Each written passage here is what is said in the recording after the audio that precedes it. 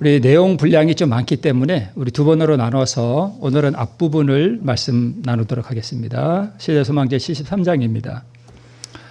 자, 우리 본문이 좀 긴데요. 좀 그래도 다 읽고 우리 말씀을 나누겠습니다. 요한복음 13장 18절로 30절에 있는 말씀입니다. 우리 성경 보실 분들은 성경 보시고 또 우리 앞에 모니터 보실 분들은 보시기 바랍니다.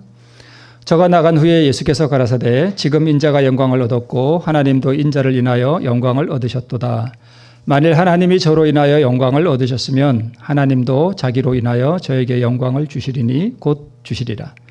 소자들아, 내가 아직 잠시 너희와 함께 있겠노라. 그러나 너희가 나를 찾을 터이나 그러나 내가 유대인들에게 너희는 나의 가는 곳에 올 수 없다고 말한 것과 같이 지금 너희에게도 이르노라. 새 계명을 너희에게 주노니 서로 사랑하라. 내가 너희를 사랑한 것 같이 너희도 서로 사랑하라.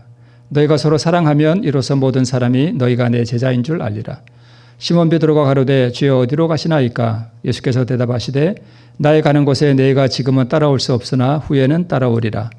베드로가 가로되 주여 내가 지금은 어찌하여 따를 수 없나이까? 주를 위하여 내 목숨을 버리겠나이다. 예수께서 대답하시되 네가 나를 위하여 내 목숨을 버리겠느냐? 내가 진실로 진실로 내게 이르노니 닭 울기 전에 내가 3번 나를 부인하리라. 너희는 마음에 근심하지 말라. 하나님을 믿으니 또 나를 믿으라. 내 아버지 집에 거할 곳이 많도다. 그렇지 않으면 너희에게 일렀으리라. 내가 너희를 위하여 초소를 예배하러 가노니 가서 너희를 위하여 초소를 예배하면 내가 다시 와서 너희를 내게로 영접하여 나 있는 곳에 너희도 있게 하리라. 내가 가는 곳에 그 길을 너희가 알리라. 도마가 가로되 주여 어디로 가시는지 우리가 알지 못하거늘 그 길을 어찌 알겠삼나이까? 예수께서 가라사대 내가 곧 길이요 진리요 생명이니 나로 말미암지 않고는 아버지께로 올 자가 없느니라. 너희가 나를 알았다면 내 아버지도 알았으리라. 이제부터는 너희가 그를 알았고 또 보았느니라. 빌립이 가로되 주여 아버지를 우리에게 보여주옵소서. 그리하면 족하겠나이다. 예수께서 가라사대 빌립아, 내가 이렇게 오래 너희와 함께 있으되 너희가 나를 알지 못하느냐? 나를 본 자는 아버지를 보았거늘 어찌하여 아버지를 보이라 하느냐? 나는 아버지 안에 있고 아버지는 내 안에 계신 것을 내가 믿지 아니하느냐? 내가 너에게 이르는 말이 스스로 하는 것이 아니라 아버지께서 내 안에 계셔 그의 일을 하시는 것이라. 내 이름으로 무엇이든지 내게 구하면 내가 시행하리라. 너희가 나를 사랑하면 나의 계명을 지키리라. 내가 아버지께 구하겠으니 그가 또 다른 보혜사를 너희에게 주사 영원토록 너희와 함께 있게 하시리니 저는 진리의 영이라. 세상은 능히 저를 받지 못하나니 이는 저를 보지도 못하고 알지도 못함이라. 그러나 너희는 저를 아나니 저는 너희와 함께 거하시며 또 너희 속에 계시겠습니다. 네, 오늘 이 73장에 나오는 너희는 마음에 근심하지 말라 하는 부분 중에서 앞부분, 이 부분을 크게 두 가지로 나누면 이제 떠나시려고 하는 보혜사와 이제 곧 오실 또 다른 보혜사에 대해서 크게 두 부분으로 나누고 있습니다. 짐작하시겠지만 이제 떠나시려는 보혜사는 누군죠? 예수님이시고 이제 그분이 보내실 또 다른 보혜사는 성령 하나님이세요. 그러니까 오늘 본문에서도 이렇게 구분돼서 나타나죠. 그래서 우리 떠나시려는 보혜사, 아버지께로 가실 보혜사는 곧 그리스도이시고 또 다른 보혜사, 우리에게 오실 보혜사, 그분은 바로 성령 하나님이십니다. 보혜사라는 말은 우리를 도우시는 분이라는 뜻이죠. 네. 자, 우리 먼저 우리 예수님께서 제자들의 시선을 땅에서 하늘로 이렇게 옮기시려고 하는 그러한 부분을 우리 언급하고 있는데 그 부분 중에서 그분이 이제 이 사명의 목적에 대해서 설명을 하셔요. 우리 시대소망에 그분이 땅에 오신 목적이 여러 가지가 있겠습니다만은 그 중에서 특별히 오늘 하나를 보면 그분이 당하는 굴욕 또 그분이 당하는 고통이 아버지를 뭐하게 한대요? 영화롭게 한대요. 그러면 예수님은 아버지를 영화롭게 하기 위해서 뭘 당해야만 했어요? 굴욕과 고통을 당해야 했습니다. 그러면 여러분, 우리도 예수님을 따라가야 되잖아요. 그럼 우리가 아버지를 어떻게 영광스럽게 할 수 있을까요? 네, 다 맞습니다. 네, 오늘 여기에 의해서만 말씀드리면 우리도 뭘 당하면 돼요? 굴욕과 고통을 당하면 돼요. 그래서 누가 나를 이렇게 탁 이렇게 해서 내가 참 창피를 당하고 나를 공격할 때 그냥 뭐 하면 돼요? 당하면 돼 그냥. 예, 인내하고 온유함을 드러내면 그것이 뭐 아버지를 뭐하게 하는 거예요? 그게 아버지를 영화롭게 하는 거예요. 이거는 제 얘기가 아니라 시대소망에 그렇게 나와 있습니다. 이것이 예수님의 뭐래요? 기쁨이래요. 그러면 예수님은 굴욕과 이런 고통을 당할 때에 그분이 뭐 하셨다는 거예요? 기뻐하셨다는 거죠. 그분은 내가 굴욕을 당하고 내가 무시당하고 누가 나를 짓밟으면 그게 예수님에게는 뭐가 된대요? 기쁨이 된대요. 그럼 예수님이 우리 안에 거하시면 우리도 그렇게 될까요? 네, 그렇게 돼요. 근데 내가 공중 앞에서 정말 무시당하고 굴욕당할 때 기뻐하는 사람이 과연 몇이나 될까요? 이 복음의 비밀을 알아야 우리가 기뻐할 수 있어요. 그래서 너희가는 범사에 감사하고 기뻐하라는 것이 바로 그런 의미입니다. 언제나 이것을 예수님은 염두에 두고 사셨다는 거예요. 어떻게 하면 아버지를 영화롭게 할 수 있을까?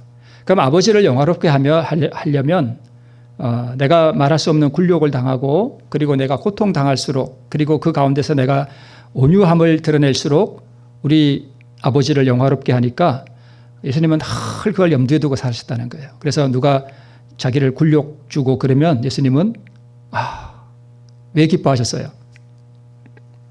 아버지를 영화롭게 하니까. 그게 아버지에게 기쁨이 되니까. 나도 기쁜 거예요. 네. 그래서 제자들의 생각이 이 점에 향하도록 예수님께서 하셨다는 거예요. 이 점에 향하도록 했다고 거기에 기록되어 있는 것을 보니까 예수님께서 그날 그 제자들에게 이것을 가르치셨던 것 같아. 뭘 염두에 두고 가르치셨는가 하면 바로 곧 그분이 당하실 십자가. 십자가는 굴욕이잖아요. 그 굴욕과 고통이잖아요. 그죠? 침뱉음 당하고 하는 이런 모든 것들이 그랬습니다. 그래서 예수님께서 오늘 본문 가운데 이렇게 말씀하셨습니다. 저가 나간 후에 저가는 누구예요? 유다죠. 유다가 나간 후에 예수께서 가라사대 인자가 지금 뭘 얻었대요? 영광을 얻었대요. 인자가 지금 영광을 얻었대요. 근데 언제 얻었대요? 지금. 왜 지금 얻었을까? 왜 지금 얻었을까? 인자가 영광을 얻었고 하나님도 인자를 인하여 뭘 얻으셨대요? 영광을 얻으셨대요. 그럼 좀 전에 굴욕과 고통을 당하는 것이 하나님을 뭐하게 한대요? 영화롭게 한대요. 그죠? 여기 예수님도 인정하셨죠? 지금 나도 영광을 얻었고 누구도 영광을 얻으셨대요? 하나님도 영광을 얻으셨대요. 근데 그게 언제냐 하면 저가 나간 후에 지금 얻었대요. 그러면 왜 그랬을까요? 한 제자로부터 뭘 당하는 거예요, 지금? 배신당하는 거예요. 우리도 만약에 우리가 이렇게 신앙생활 할 때 누구로부터 배신을 당할 때 우리가 어떤 생각이 들까요? 참 고통스럽겠죠, 그죠? 그러한 굴욕의 고통 가운데서 무한한 사랑과 인내와 자비의 품성을 예수님이 드러내셨어요. 그래서 자기 안에 있는 아버지의 그 품성, 그 영광을 예수님이 드러내셨습니다. 그래서 그 굴욕의 고통 가운데서의 사랑을 드러내는 것이 곧 뭐예요? 영광이에요. 그래서 베드로가 자신을 배신하고 나가고 자기를 팔아서 자기를 죽음에 넘기는 거잖아요. 그러니까 우리는 굴욕을 당하고 배신을 당해도 우리가 죽기까지는 안 하잖아요. 그죠? 그렇죠? 그런데 예수님은 그 배신이 곧 그분의 뭘 앗아가는 거예요? 생명을 앗아가는 거예요. 그러니까 지금 누군가 여기 배신을 해가지고 누군가 나를 죽일 수 있는 자리에 만약에 팔아넘긴다면 우리는 어떨 것 같아요? 죽자 사자 싸우겠죠. 안 죽으려고. 이게 보통 문제가 아니에요. 이 엄청난 굴욕과 이 배신 가운데서 예수님이 뭘 드러내셨는가 하면 무한한 사랑을 드러내신 거예요. 자기를 팔아서 죽음에 넘기는 그 제자를 많이 사랑하셨습니다. 이게 신의 성품이죠. 그래서 그를 배신했던 유다가 나가자 곧 예수님이 이 말씀을 하신 거예요. 내가 뭘 얻었다? 영광을 얻었다. 그리고 아버지도 뭘 얻으셨다? 영광을 얻으셨다. 누가 아버지께 영광을 돌려드린 거예요? 예수님이요. 그죠? 이게 바로 그 뜻입니다.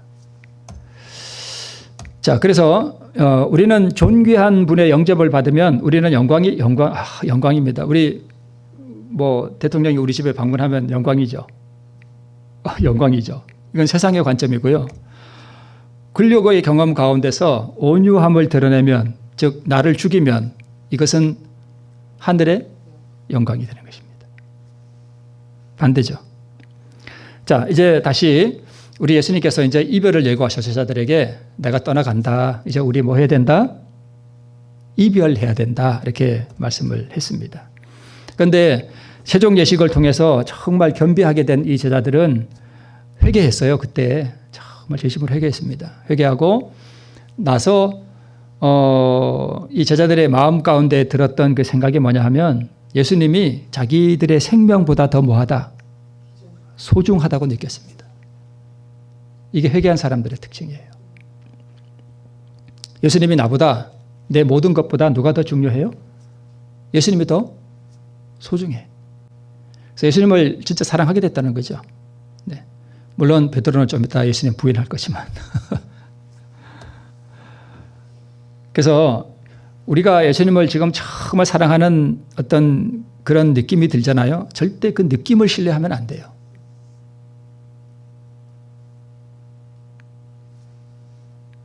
자, 생명보다 소중한 예수님이 이제 이별할 거라 그러니까 기분이 침울해졌습니다. 그죠? 그래서 예수님께서 이 제자들의 눈을 어디로 향하게? 하늘로 향하게 하셨다는 말씀입니다. 곤경으로 침울해 있는 자들에 대한 사단의 술책이 가장 큰 성공을 거둔다는 사실을 예수께서 아셨기 때문에 자,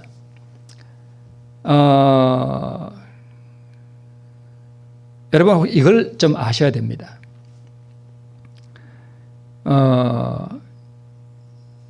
교회 안에서 사단이 가장 공격하는 대상이 집중되는 대상이 누굴까요? 수석 장로일까요? 예, 접니다. 사단은 저를 공격하고자 해요. 제가 공격의 1순위 목표예요. 그래서 저를 개인적으로도 어렵게 하지만 교회 안에서 나는 모든 분란들은 결국은 누구를 향하게 될까요? 목회자를 향하는 거예요. 사단의 목적은 그거예요. 그래서 목회자를 뭐하게 만들어요?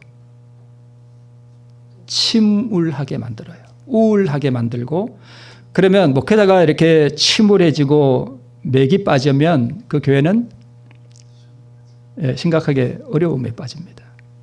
그래서 이 침울해지는 것이 영성을 엄청 빼앗아가요. 그래서 목회자뿐만 아니라 여러분도 그래서 여러분 이 삶 속에서 당하는 이런 어려움이라든가 이런 것들을 빨리 주님께 드리고 하나님의 은혜 가운데서 그분의 주시는 그 사랑을 이렇게 받으면서 사는 것이 엄청 중요해요. 그래서 근심이 나를 이렇게 누르면 근데 이 근심이라든가 이런 것들의 가장 큰 원인이 뭐냐 하면 결국은 자아 문제예요. 내가 나를 다 버리잖아요. 근심이 사라져요. 왜요? 내가 없으니까. 내가 살아있을 때 근심이 나요. 보세요. 예를 들어서 내가 재정적인 압박을 받는다. 너희는 마음에 근심하지 말라. 공중의 새들을 보라. 들의 백합화를 보라. 너희는 이것들보다 귀하지 아니하냐. 먼저 그의 나라와 그의 일을 구하라. 그러면 이 모든 것을 너에게 더하시리라. 내가 없어지고 하나님의 말씀을 신뢰하면 근심이 사라져요. 이게 근심이 많이 온다는 얘기는 내가 살아있다는 뜻이에요. 그래서 가급적이면 침울해하지 않도록 할 필요가 있습니다. 그죠? 그래서 예수님은 이 침울해 있는 제자들의 눈을 어디로 향하게요? 하늘로 향하게 이렇게 하셨다는 것입니다. 그래서 이 말씀을 하신 거예요. 너는 마음에 뭐 하지 마라? 근심하지 마라. 이거는 제자들에게만 하신 말씀이 아니고 오늘 우리에게도 하시는 말씀이에요. 얘야, 근심하지 말아라. 하나님을 믿으니 또 나를 믿으라. 내 아버지 집에 거할 곳이 많도다. 내가 너희를 위하여 처소를 예비한다. 그래서 처소가 예비되면 다시 너희를 내게로 영접하겠다. 이렇게 약속의 말씀을 하시면서 이 제자들의 눈이 하늘로 향하도록 이렇게 하셨습니다. 우리 이 부분을 우리 영감의 글에 이렇게 기록하고 있습니다. 예수께서 제자들을 위하여 이제 하늘에 가셔서 뭘 짓고 계시는 동안 큰 저택들을 짓고 계시는 동안 제자들은 거룩한 모습을 따라 품성을 건설해야만 하였다. 근데 여기 큰 저택들을 짓고 계시는 동안 그랬는데 그러면 예수님이 이 집들을 다 지으면 오신다는 거 아니에요? 그렇죠? 근데 예수님이 집 짓는데 2000년이나 걸렸어. 물론 저는 이 말씀을 문자 그대로 믿고자는 해요. 근데 예수님이 집 짓는데 뭐 어려우실까요? 진짜 예수님이 뭐 하시고자 한다면 1초도 안 걸려요. 예, 말씀으로 그냥 하시면 집들이 뭐 수백만 채 그냥 생겨요. 그죠? 네. 그래서 여기 큰 저택들을 우리가 조금 더 보면 우리 고린도전서 3장 9절에 보면 우리는 하나님의 동역자들이요 너희는 하나님의 밭이요 하나님의 집이라. 그래서 사실 이걸 좀 영적으로 적용해서 하나님께서 짓는 그 집은 하늘에 우리가 장차 들어가서 살 그런 집이 아니라 물론 그런 집일 수도 있지만 사실은 뭔 집을 짓고 싶어 하시냐면 우리 마음의 집, 즉 우리의 품성을 예수님과 같이 만드는 그 사업을 우리 하나님께서 예수님께서 하늘에 가서 하신다라고 보는 게 더 정확해요. 그죠? 그래서 어떻게 우리가 지혜로운 건축자가 되어서 나를 잘 지을 거냐. 그래서 우리 계속 이렇게 해서 말씀하셔요. 예수님이라는 터 위에 우리가 집을 짓는데 집은 목조주택도 있고 콘크리트도 있고 다 그렇잖아요. 그런 것처럼 우리도 이 집을 짓는데 재료를 뭘 쓰느냐가 굉장히 중요해요. 물론 터도 중요하지만. 여기 금으로 짓는 사람도 있고요. 은으로 짓는 사람도 있고 보석으로 짓는 사람도 있고 나무로 짓는 사람도 있고 풀로 짓는 사람도 있고 지프로 짓는 사람도 있어요. 뭐를요? 우리 품성의 집이라는 것을 이렇게 나타내는데 이제 다 지었어. 그러면 이 집을 뭐 해야 돼요? 시험해 봐야 됩니다. 공력이 어떠한가를 나타내기 위해서 시험한데 이 시험이 뭐래요? 불로 한대요. 자, 풀이나 지프로 지었어요. 그럼 불이 한번 훅 지나가면 이 집이 어떻게 될까요? 네. 이 불이 뭘 상징할까요?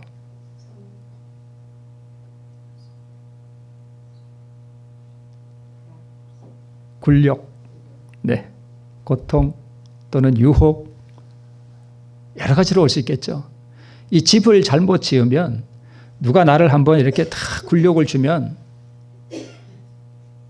잠을 못 자. 잠을 못 자. 그래서 싸워야 돼. 며칠 벼르다가. 그러다가 쓰러져. 그러다 교회 안 나오는 사람도 많아요. 그죠? 네, 신앙을 포기하고. 내가 뭐 이런 교회 다녀서 뭐 하겠나.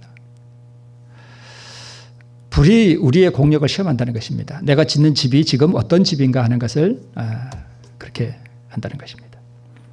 그러므로 예수께서 짓는 대저택은 물론 하늘의 집일 수도 있지만 그것보다는 우리의 품성이라는 큰 집을 짓는 분임을 우리에게 보여주고 있습니다. 자, 도마가 이제 두 번째 이렇게 말합니다. 아버지를 우리에게 보여주소서 그랬더니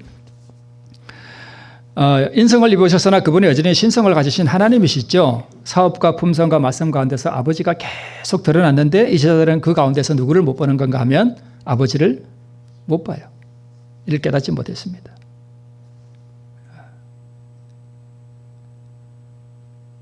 예수님은 아버지를 드러내시고 성령 하나님은 누구를 드러내시기 위해서 역사하시는가 하면 예수님을 드러내기 위해서 역사하셔요.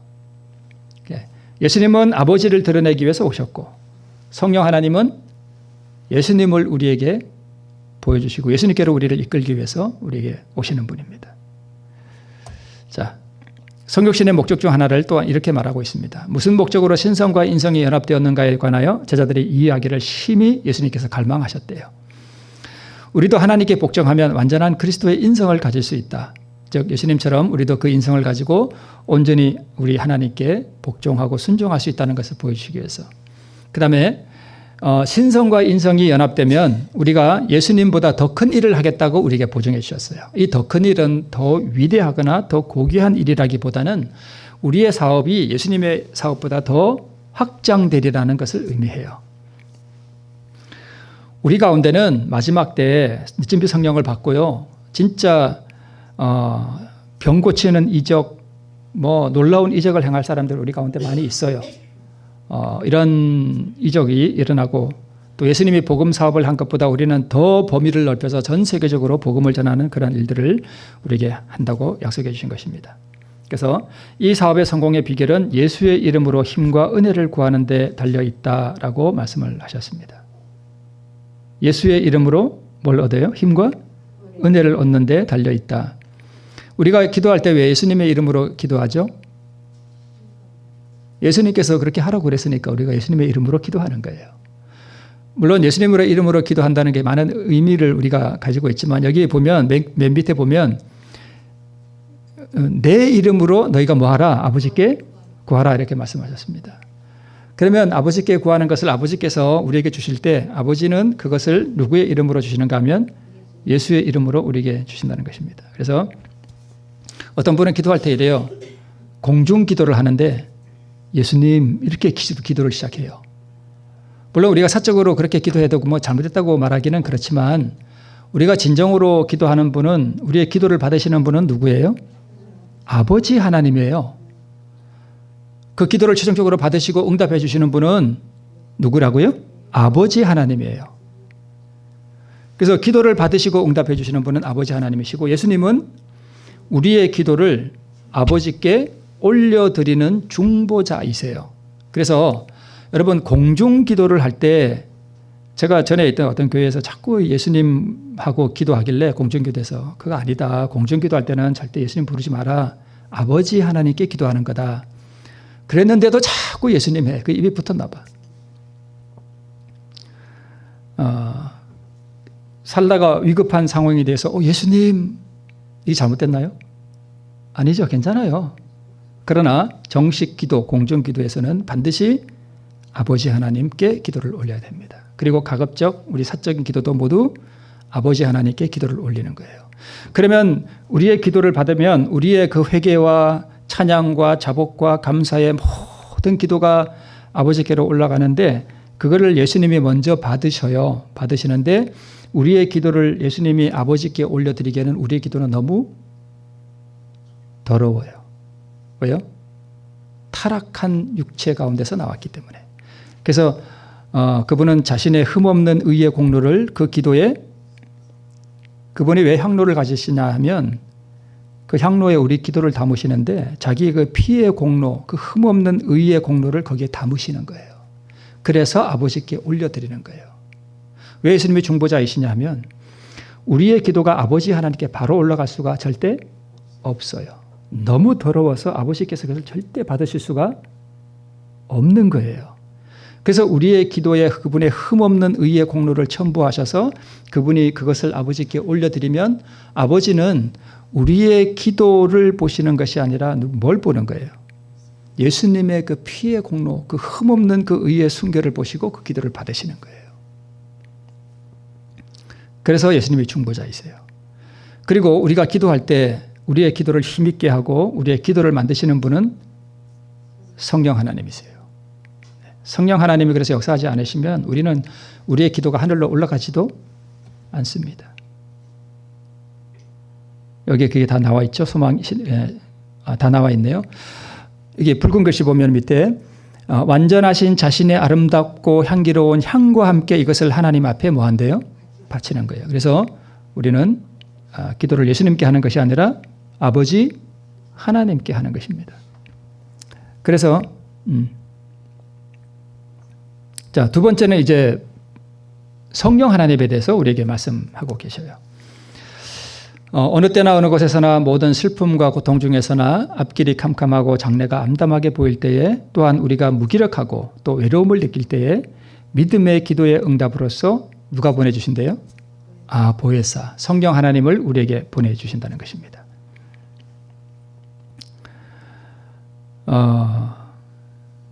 믿음의 기도, 슬픔과 고통이 또는 캄캄하고 장래가 암담하게 보이는 그러한 상황에서도 우리가 그 모든 것을 넘어서 우리를 도우시고 우리에게 능력 주실 수 있는 우리 아버지 하나님, 또 우리 예수 그리스도, 그분을 바라보는 그 믿음으로 우리가 기도를 드릴 때에 우리를 돕기 위해서 보혜사 성령 하나님께서 우리에게 보내주신다는 사실을 우리가 믿으시기를 바랍니다. 자, 하나님의 말씀을 통하여 역사하시는 진리의 성령으로 말미암아 당신의 택하신 백성을 자기에게 복종하게 하신다. 계속해서 이렇게 말씀하고 있습니다. 어떤 분이 성령을 받기 위해서 산에 가서 40일 동안 매일 기도만 하면 성령께서 역사하시는가 하면 안 하셔요. 자칫하면 다른 영이 와요. 약간 이게 미쳐버릴 수도 있습니다. 왜 그러냐면 성령께서는요 반드시 뭘 통해서 역사하시는가 하면 진리의 말씀을 통해서 역사하셔요. 그래서 진리의 성령은 꼭 기록된 예수님의 말씀, 하나님의 말씀을 통해서 우리에게 역사하시지 어디 혼자 산에 가서 40일 기도한다고 그분이 역사하시지는 않는 것입니다. 자, 죄는 신성의 제3위의 강력한 작용을 통하여만 물리칠 수 있고 이겨낼 수 있다라고 말씀하고 있습니다.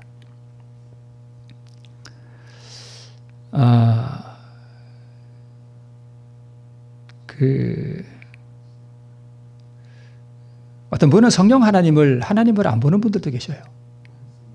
네? 네. 여기 증언의 말씀을 보면 성령 하나님을 신성의 제 3위라고 표현하고 계셔요. 네.